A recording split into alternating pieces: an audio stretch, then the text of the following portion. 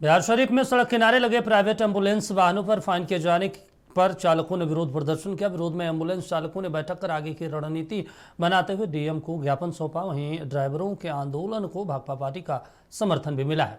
Party के शिव कुमार यादव ने कहा है, एम्बुलेंस सड़क किनारे खड़े होने के बावजूद परिवहन विभाग ने सड़क जाम को लेकर फाइन वसूला है। एम्बुलेंस चालक संघ के अध्यक्ष चितरंजन कुमार का कहना है कि कृषि कार्यालय रोड में एम्बुलेंस को लगाने की इजाजत नहीं मिली तो हम लोग पूरे जिले में चक्का जाम कर उग्र आंदोलन करेंगे।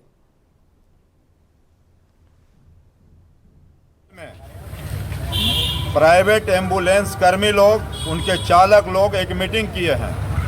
विगत दिनों 8/8/2024 को जिला अधिकारी के आदेश पर जिला के डीटीओ पदाधिकारी ने हम लोगों को फाइन काट दिया और फाइन ये कह करके काटा गया कि जिला अधिकारी का आदेश है, आप लोग जाम लगाते हैं।